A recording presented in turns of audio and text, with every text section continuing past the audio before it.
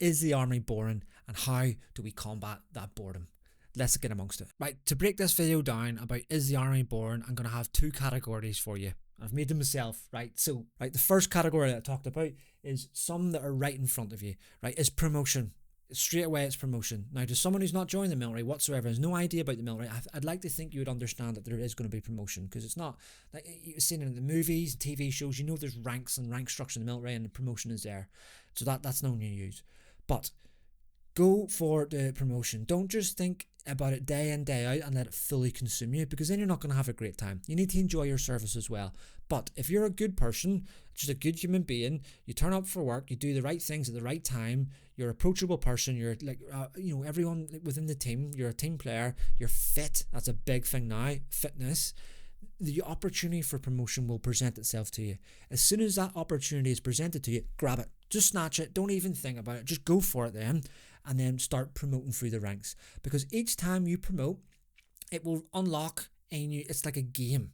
So every time you complete a level on a game, you've maybe got like, I don't know, like all these different attributes and like weapons and all the rest of it, and you've maxed them all out, and then you're just absolutely obliterating everything, and then you suddenly complete a level, and then you're back to square one again. Similar as promotion. So it's going to, as soon as you promote, it's going to give you a whole host of new responsibilities and a new role, and all the rest of it. And it'll take you a little couple of years then to find your feet, get good at that, and then once you've done that, then you're ready for the next one. And it's that ladder, and then you just keep progressing through that ladder. And as you do that, with all those sort of new, like different, and that will take you everywhere across the army, should keep you interested and keep you focused. And then as you climb up them ranks, then you are then starting to mentor people who you potentially were in your position. So if you experienced any negative stuff when you were a private soldier or a lance corporal or whatever it may be, make sure that doesn't happen whenever you get to that stage to the people below you. So there you go. So that's promotion. And that's another one. AT, adventure training. Now this is a little like funny one, because I know before some people jump in the comment section and go, what is that? I don't understand what it is, because I never get that. Being sarcastic, where I do understand that some units get it more than others because of just the operational sort of like, turnaround of people going away. They don't have enough time to get on these. I feel for it. I understand that, but it is out there, and it is a great way to keep excitement. And you're thinking, why am I bringing that in? Because AT is only for like a couple of weeks. Sometimes it can be like for an expedition can be slightly longer. But how I want you to look at AT differently is if you are at the lower of the ranks, it's never too late. Corporals sometimes can be fine as well if you're in the army 8 years or so. But like lower ranks, if you're interested in something, whether that be skiing, scuba diving, skydiving, hill walking, don't laugh at it because I'm going to go into hill walking, rock climbing, caving, just the list is endless. If you don't do AT, adventure training, just to experience it, but you can also then start to do courses. So as you promote through the ranks in whatever role you're in, you're doing that responsibility. If you've got a hobby within the adventure training world and you're also doing them courses, as you progress up through the rank, you will become an instructor in whatever discipline of adventure training you've picked or went with. That can be very worthwhile, and that potentially could be a future career for you that no one knew that was coming. You completely sidewind yourself, and all of a sudden you're like 35 years old and you're a skydiving instructor and you're loving life traveling across the world. You've left the military now. Like, crazy stuff can happen, and AT can provide you with it, but you need to go looking for it. And I'll use this as an example. There's a guy within my unit now, he's left, but he went and done like a parachuting AT course, just like a basic, like a week one or a 2 week one, where it's static line, push out the wee Airbus, and then the chute comes out itself and all the rest of it. He loved it so much. He kept going back to do more courses within that kind of world. So parachuting, he got then his free fall license, and then he then posted himself. He got posted to the team that led them initial basic courses. So he spent 2 years just jumping out of planes in civvies. Obviously, his skydiving went through the roof then as regards his skill set. And he kept doing that. So then he started doing shows and all the rest. He's now out of the army, and he's now a part of a skydiving team and a skydiving instructor place. So he takes civilians out on skydiving stuff, tandems, all the rest of it. And that's now a career. Do you know what I mean? Jumping out of planes. And that came from the AT world. we were gonna about to start laughing there at hill walking. Hill walking is a funny one because everyone's like, why would I want to hill walk? Because that's what I do specifically in the infantry. Why would I want to do that in civvies? But if you look at it in a different way, if you do it in the civvies and you're picking up them courses, so that's Summer Mountain Foundation. I can't remember what else is in between, but the top one is like JESMEL. Don't quote me on what JESMEL stands for. Joint Mountain something later, whatever it means. But basically, then you can take groups of people above a certain height in mountains. So then you can then start getting like snow courses in, the climbing courses in. So at a stage then, whenever you've climbed the ranks and stuff, you could then be taking expeditions out. You could be going to Everest. Who knows? And then when you leave the army, if that's something you really love, then you could literally be taking civilians out on expeditions, and quite literally civilians will pay thousands for that. That's something a term that's used in the army quite a lot. But you can really use AT to your advantage, and it can really spice up a military career, and that is there available for you. Some people just sit in their asses. I'm one of them. I'm kicking myself now that 19 years deep this year, and I've done AT quite clearly, but I've wished I had really stuck at one of the disciplines of AT to where now I would be an instructor at it, and take that on with me into civilian life. Because now, looking at the internet, there's so many people now making careers of all these cool and wild things that traditionally wouldn't have been told to us back in the school days. So AT can give you that really good start at it. Right, next one then, postings, what I'm on now. So whenever you're in a unit, I'm in the Royal Irish Regiment. That is the unit you work with. You deploy with them and all the rest of it. You can go on a thing called postings, which you apply on, and what that means is you will then leave your unit for 2 to 3 years, depending. Some corps leave their unit for 3 years. Infantry, we leave for 2 years, and you go somewhere where the army needs you.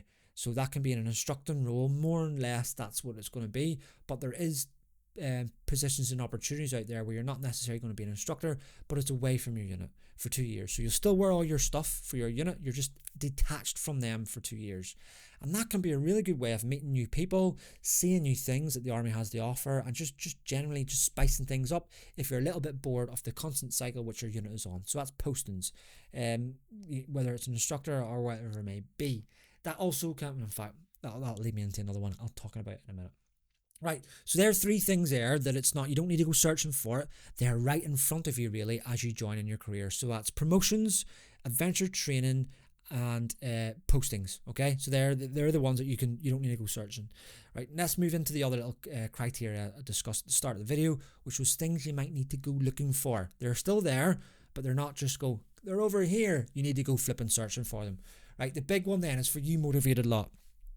Now, you need to think about it a little bit more, specifically if you're just joining, but selection. When I say selection, is special forces. Now, this might feel a bit weird, me saying this to you now, and quite clearly I am not in the special forces, but I've been around the army long enough to have seen people go and pass and go within them units and have class lives. Why I suggest you to go, because if you're someone who's bored, and you are motivated, that can be enough because there's a lot of things in play there to get you to pass selection.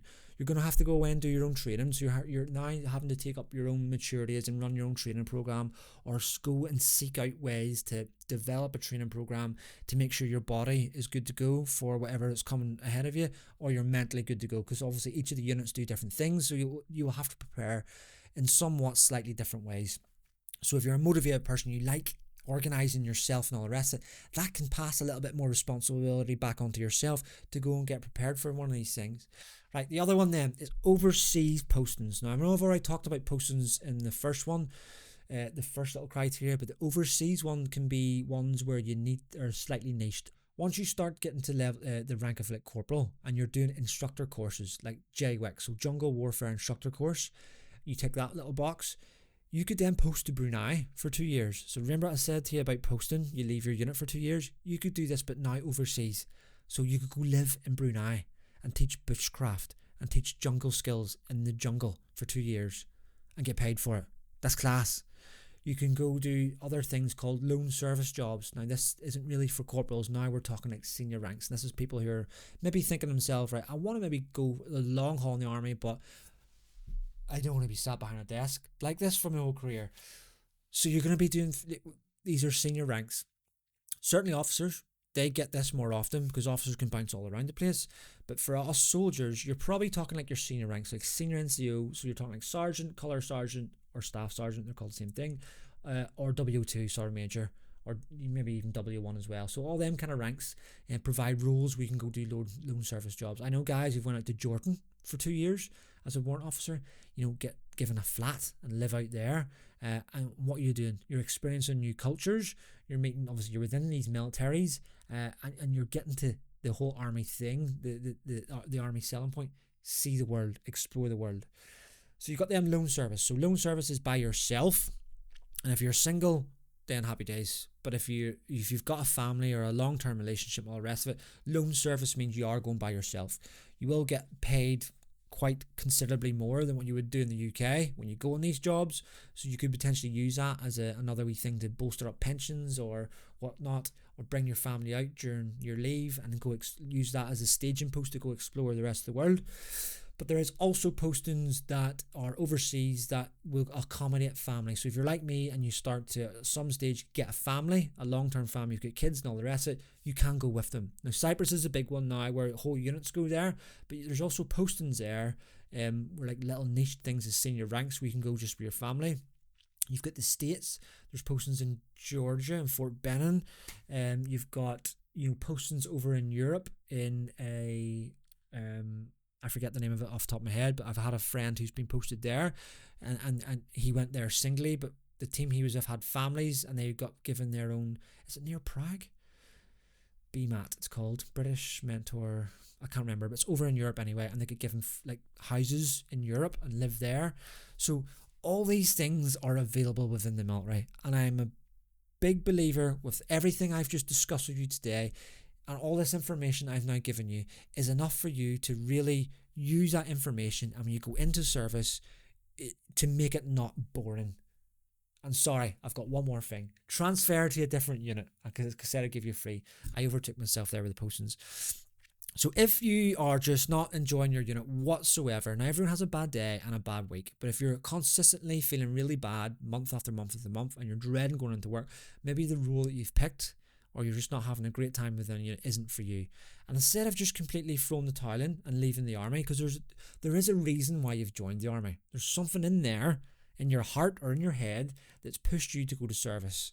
So just transfer, and you can completely leave that unit and give them their headdress back, and then adopt a complete new headdress and insignia, and go to a completely new thing across the army. And there used to be a lot of red tape involved, where you have to go through loads of different interviews with different chain of command and people ripping up paperwork to keep you there and all the rest of it. Now that's not the thing. You just do it all on your phone nowadays. There's an app, the digital transfer app it's called, and you start applying your transfer via there. You can look and see what is available to you, what you can do, because obviously some corps will need maybe different education, all the rest of it, whatnot. So you can check if you meet the criteria, and then just transfer, because then that could really ignite a new spark of motivation for you, and then you're back and loving the army again. So that's available to you as well. Right, I've nearly missed that one. Right, so they are about two areas and three criteria within there of information they've given you to really ensure that service life isn't boring. So if it does get boring after a while, remember, stick by it at the early days, because we all got to start somewhere. We've got to get that little bit of experience and just sort of get through that initial part. But once you push through that initial part, and you start to get that experience, everything I've just discussed in this video is available to you. Go searching for it, and there's definitely no excuses nowadays to have a boring career. You can really get amongst it and make it as interesting as you want to make it. Make your career in the army for you. Right. This little video here is what YouTube algorithms saying that you want to watch, because it's picked up on your habits. So I suggest you click that, and that's going to give you a little bit more motivation or wherever it is on this channel for you specifically. So I suggest you click that and watch that. Thanks very much for joining me once again. I really do appreciate it. And if you want more videos like this, please consider liking and subscribing, and I will see you again on the next video. See you again.